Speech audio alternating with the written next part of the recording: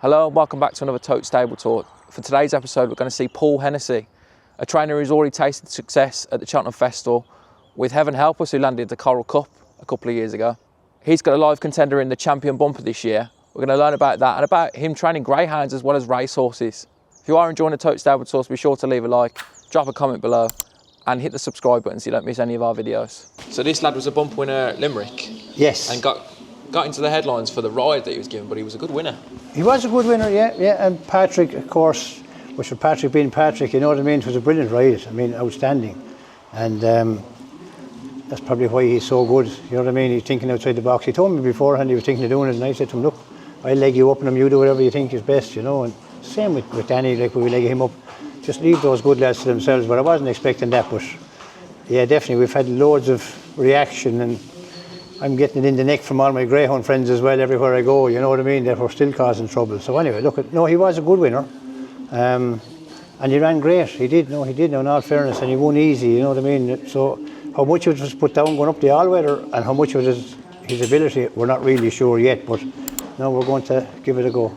And you wouldn't be sending one to Cheltenham without knowing it's a good horse. You had some success there a couple of years ago with Heaven Help Us. Yeah, look, we do now, in fairness. She made us look that we knew how we were doing. Let's be honest with you. There's no one here sort of bragging rights. No, there's none of that. But we had some amazing days with her.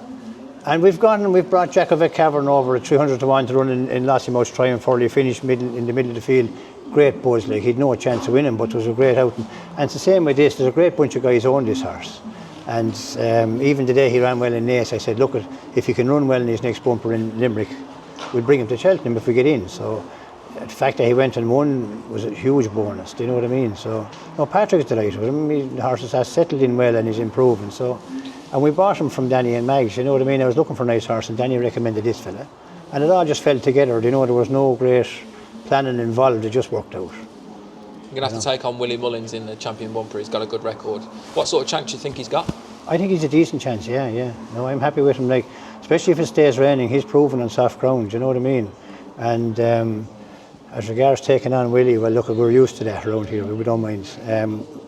As I say, that's only by the way. We're going over to give it a go and hope the horse runs well. It doesn't matter who's in the race, you know what I mean? Like, so. And that's about it, really. You know, but he's a good horse and he's well and he'll get the trip and he'll stay. You know, if the ground is soft, he has no issues with it.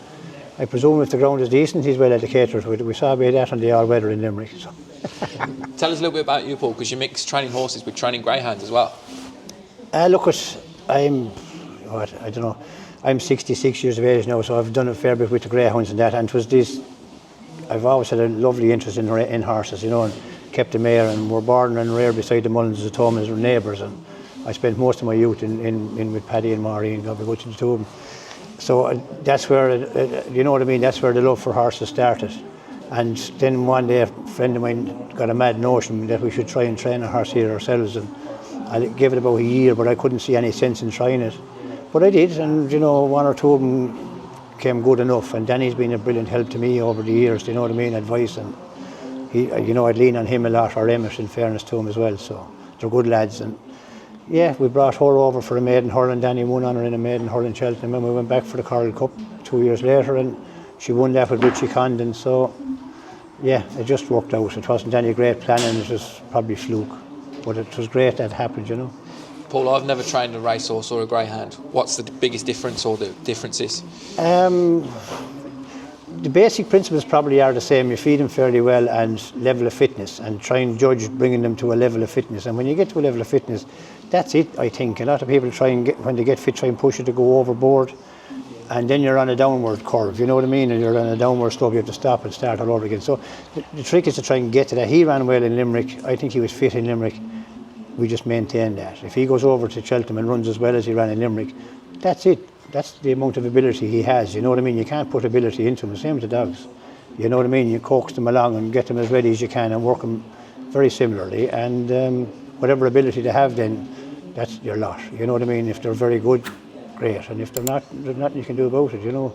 You touched on Jacovec Cavern, who's been a decent handicap hurdler as well. Have you got any plans for him? Yeah, look, I'd say the ground, maybe better ground might suit him. Jacko, look, I mean, he's won on the flat and he's won over fences.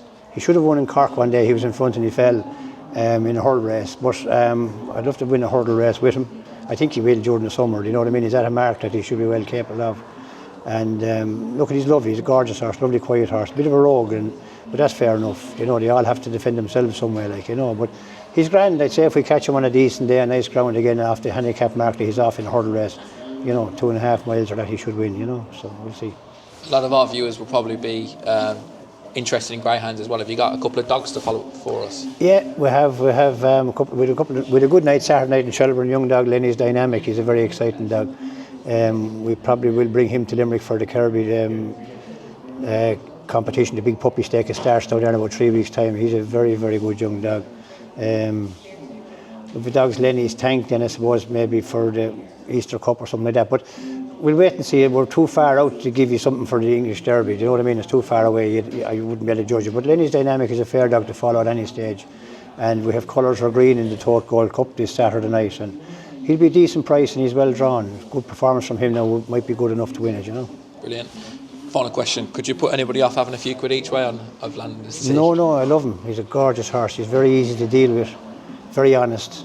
There's no reason in the wide earthly world that he won't run a good race. Do you know what I mean? He's ran 3 good races. He ran first time out with Mags and Danny, and we got him after that. He ran well for us in Naas, and he was very good in Limerick. So, lovely, honest horse, and he'll try. And no, by all means, have your few quid each way on him, yeah. And Patrick rode him the last day. You're probably going to have one of Willie's to ride. Have you thought about jockey bookings? Well, I asked Patrick when he got down off me in Limerick, is there any chance of riding for me the next day? So he didn't answer me. But anyway, so I'm hoping Willie will only have maybe 2 runners in the bumper and Danny can ride him. But anyway, no, it would be grand to be easy enough to get a jockey for him. Highly possible if Danny is taken, we'll go back to Richie Condon. Richie won for us and heaven help us, so I don't see any reason why not, you know. Yeah, she's due to Blue Brazil in about 3 weeks' time. And she has a 2-year-old by Walk in the Park filly and a yearling filly by Jus Saint Eloi. Come on. How old is she now? She must be 11, yeah, I suppose. She's young at heart, that's all that matters, isn't she? Yeah. And she's a rogue. You feel like she sort of put you on the map? Oh, Jesus, I'm not worried about getting on maps. No. I'll stay off all the maps. No, we just had great times together. Herself and Danny, myself, Richie Condon, anyone that had to do with her had great fun with her. You know. We had days that we thought never could happened with her, you know. And we all enjoyed it, with great fun. And she won the Paddy Mullins hurl above in Leopardstown as well, so that was a huge honour, like, you know what I mean? So I know, we had great crack with her.